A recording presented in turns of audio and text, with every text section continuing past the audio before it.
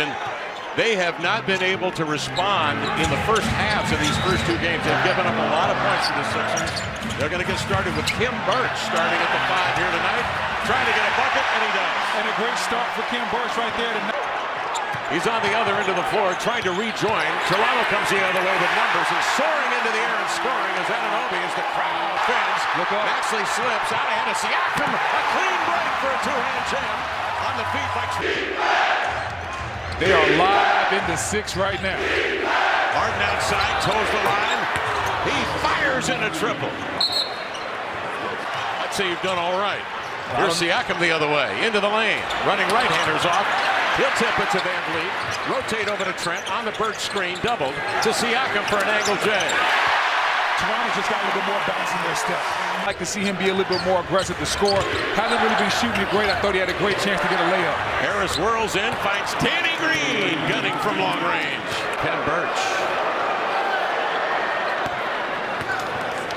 Well, let's take a look at the national television here in Toronto. Glad you could be with us.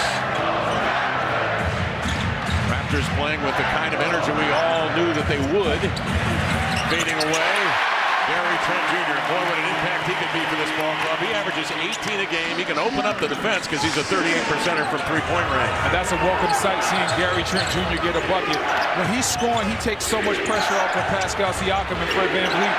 Those guys don't feel like they have to do everything. When Van Vliet's giving, when Gary Trent Jr. is giving a bucket, we see some excellent defense right there, forcing the big fella into his... Need to do. We got to execute our defensive coverages. We got to create some chaos, play better transition defense, and then we just got to knock down some shots. We're getting good looks. We just got to put them down, and they've been doing that so far, guys.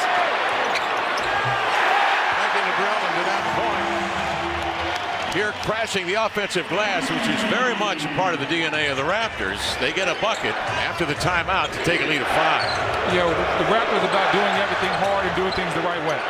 And in those first couple of games, sometimes, like you said, the game plan basically wasn't there, wasn't getting back in transition. As we see Embiid with the nice take right there. How great is it to have a big fella that can just drive on your other team's small forward at ease.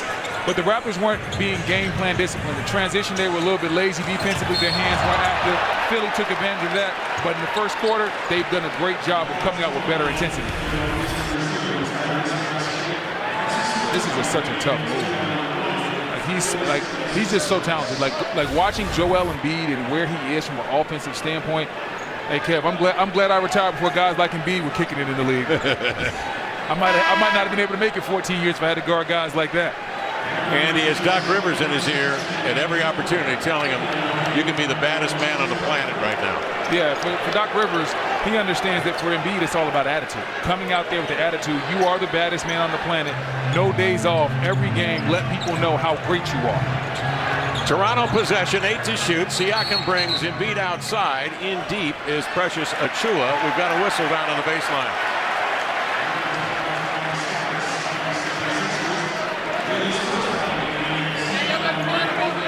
Fouls on Tobias Harris. Team foul number 2 on Philadelphia.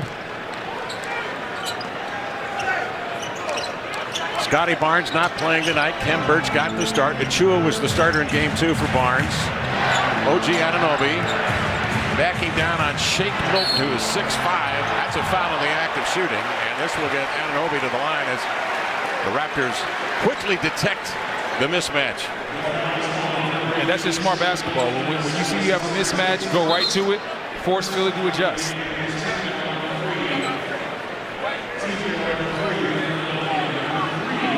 Rivers 1,043 regular season wins, and in game 2 got his 100th playoff win, puts him into some lofty company as the championship on the resume in 2008. Boston Celtics went to the finals a couple of years later, where the Celtics lost to Los Angeles 4 games to 3. Look at that, 4th all time. And I'm so sick of hearing about people saying that Doc Rivers has pressure on him. Doc Rivers has to do this. Doc Rivers has to do that. Doc Rivers, as you just saw, has the 4th most all-time playoff wins, and he has the NBA championship. I know some playoff series haven't gone his way, but he doesn't have to do anything. He's already proven. Achua puts it on the deck. Danny Green comes to help. He got a deflection. Harris the other way. Little inside-out move. Wants to post up Van Vliet. Good help from Trent. Deflects it away. A scramble. Carnage as Anunoby goes to the floor with Embiid. And Trent is still down as well. And this is going to go back to Toronto. Fifth turnover on the Sixers. Yeah, we see right here Gary Trent, excellent defense. As soon as Tobias Harris turns his head, Trent's right there with the help, and looks like did they call a foul out there on Embiid? I'm not really sure if it was just out of bounds or a foul. Just a turnover. Yeah, but at the end of the day, I love where Toronto is from a defensive mindset. They understood there was a mouse in the house. Tobias Harris had a mismatch. Trent said, I'm not going to leave my guy on the island. I'm going to help you out real quick. Achua will give to Siakam, isolated with Harris on him. Sweeps it to the baseline. Embiid shows help. Siakam stumbles into the paint. Harris grabs it on the run. Swings it to a runner. It's Milton filling the lane. Trying to hand off to Embiid. Jammed away and out of bounds. And we can't. Tobias Harris's defense early on Siakam cannot be understated. One-on-one, they've gone to that matchup several times, and Tobias has won every single matchup on the defensive end. Maxey on the floor with Harris, Embiid, Milton, and Green. Doc Rivers says we have to have either Harden or Maxey on the floor at all times. Here's Harris for three. Tobias Harris has put together a real solid 2 games. 26 points in game 1 and 20 in game 2. And anytime you have a big three, the third guy is the most important guy. As we see Gary Trent with the excellent drive right there. The third guy in the big three is always the most important. He's going to get the most amount of shots. He's going to get the least